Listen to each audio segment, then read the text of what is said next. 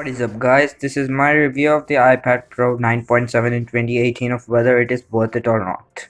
So let's see if it is worth it or not, and if it is, then we will see how. Let's look at the iPad Pro. It has got a great display with True Tone. It has got one of the best displays that you can find in the market. I mean, but it's not a promotion display, but or not even the full display one, but it's fine for day-to-day users. Like, you're not gonna care a lot about it anyway because it's just really great. You're just gonna see it and feel like, meh, it's just fine. And it's anyway better than the 2018 iPad 7th generation, which I really hate with those big thick bezels, which even this has. I mean, I'm sorry for that part. With those thick air gap between. I mean, but you can just see over there that this thing does not have the air gap that the iPad 7th generation, 6th generation, and 5th generation have, which really sucks. So yeah, now let's move on to the next. In terms of display quality goes, it has got a great display. I mean, by you have got the True Tone up enabled, and yeah, so this is a great display for viewing outdoors. You can just crank up the brightness up to 500 nits, which is kind of what you expect from even the MacBooks. And yeah, that's a pretty decent display, I would say. I mean, but you don't get the promotion display in this, but this, I don't think so that it's really that important for you.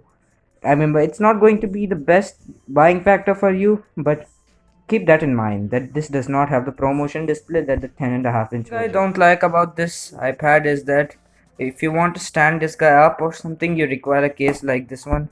You see, like a case, because it just does not have a built-in kickstand, just like the Surface products. I mean, right, they have great kickstands built into their products, but this one doesn't have, which is kind of a bummer. So yeah, that's one design quirk that I just don't like about this device. Now let's move on to the performance of the device, whether how it performs in daily life. I mean, by if you go to, you can just go and search up for the Geekbench scores if you want, because they are going to be fine anyway. So yeah, I'm not in a mood to, so just I'll just show you the latest one. As you can see in the computer, it has got a 17,391, which is actually a lot better than the 7th generation iPad. As you can see, it just slots below the iPad mini 5th generation, and the iPad 6th generation is a little behind. Not a little, I mean by just 20 to 30% I guess so. And in the I mean by in the Geekbench course, you can see that it is behind by quite a while. I mean, but you can see that the 6th generation iPad and the 7th generation, they're basically the same. They have the same processor.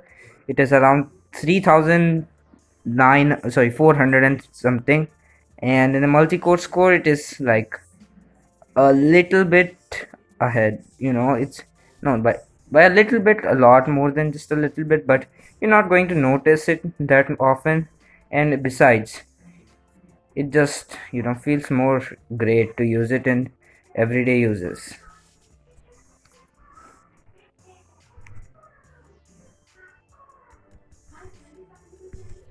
Well, you can play a couple of games on this device. I mean, by you can run Fortnite if you want. Like, here you go. Yeah, you can play Fortnite, NBA, any game that you want in the App Store. It's gonna run on this device, which is kind of pretty awesome for this price point. So yeah, you can even play Fortnite if you want.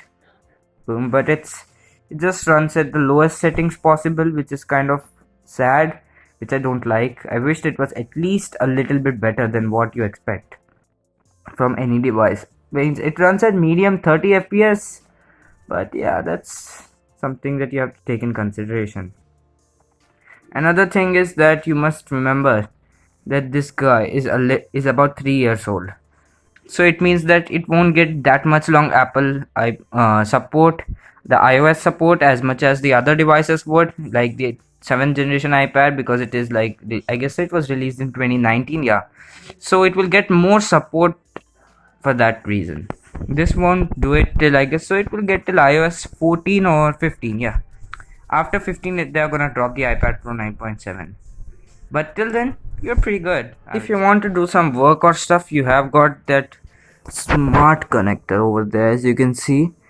So that's the pretty cool part about this thing. Oh, I'm sorry, I forgot to mention that this thing has the quad speaker setup because this is the iPad Pro. Like, see, it has got quad speakers. Unlike the iPad Air, I mean, by every other iPad except the iPad Pros, all others have just dual speakers. So, yeah, that's something to keep in mind. And if you want to do some work or something, just get a keyboard like this one, just pair it up, and boom, you have got a work machine over there. You can just type in whatever you want. I mean, I prefer the Logitech keyboard because it's just a lot better in the keys wise, and as you can see, it has got a lot more travel than the Apple keyboard, and it's a lot more cheaper, which makes it kind of a little lot bargain. And I can even use it with my desktop. So that's the best part about this keyboard. I mean, I will be posting this review of this keyboard as well later. So keep subscribed to my channel if you want to stay posted about my stuff. So yeah, I would conclude that the iPad Pro is kind of worth it. Depends if your price range is around 400 bucks. Yeah, for $400, if you want a full-fledged machine that can run almost all the Apple apps. I mean, almost all the App Store apps. Like, you can even run the full Photoshop if you want, or edit an iMovie video or something, or you can even get LumaFusion if you want. But yeah, in the conclusion, I would like to say that this iPad is technically for me worth it. I mean, but if you're going to spend over 400 bucks, you would wish that you're not going to be expecting it to last more than 3 or 4 years. I mean, but that's also a lot. Wait, yeah. I mean, but you're not going to expect it a lot more than like 2-3 years of support. And yeah, and it has got a fingerprint sensor, which makes it pretty awesome. Apple says it's the second generation, but I feel like it's between first generation and second generation because it's quite accurate even with my wet finger, but it's not as fast as the iPhone 6s fingerprint sensor, so keep that in mind. And if you want to buy this, then definitely be sure to buy a Bluetooth mouse, or else it will be a big trouble using this like a laptop replacement. If you want to buy it as a laptop replacement, then definitely buy a mouse, because with the iPad OS you get the mouse support. That's something that you must keep in mind. So overall, I would say this could be a pretty good laptop replacement if you want, but the only thing that I don't like about this thing is that this thing does not have that 120 hertz screen. Yeah, I mean, it's fine. You won't notice it if you haven't seen a 120 hertz display, but if you have, you will notice it for sure.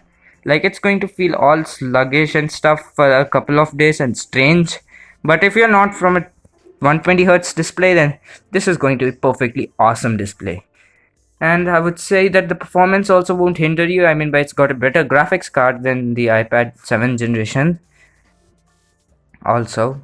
And if you want, you can just buy this guy up used for around 400 bucks, including the keyboard, the mouse, and the iPad with 128 gigabytes of storage. Yep, you will get a 128 gigabytes of storage.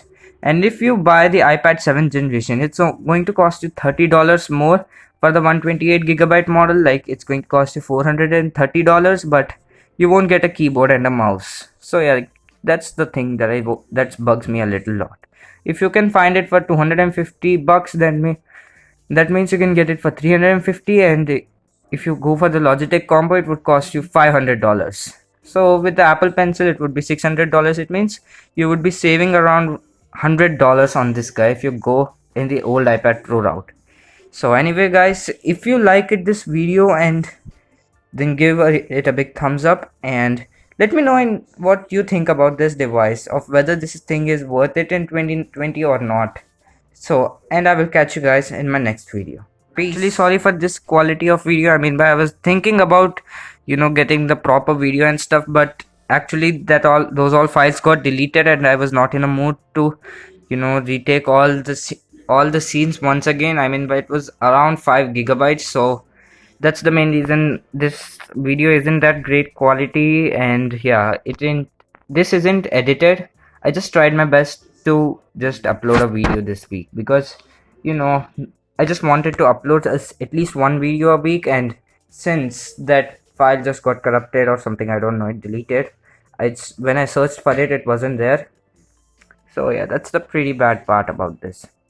So I'm really sorry for this lower quality video, and yeah, next week I will be doing a better quality video. If you want, let me know in the comments below if you want a better quality review of this iPad Pro, and if you do, then let me know. I will just do it. And please subscribe to my channel. I have at least 1,000 subscribers, so at least bring me up to that level, and I will be making your content even better as you subscribe. Thank you guys for watching, and I'll catch you guys in my next video. Peace.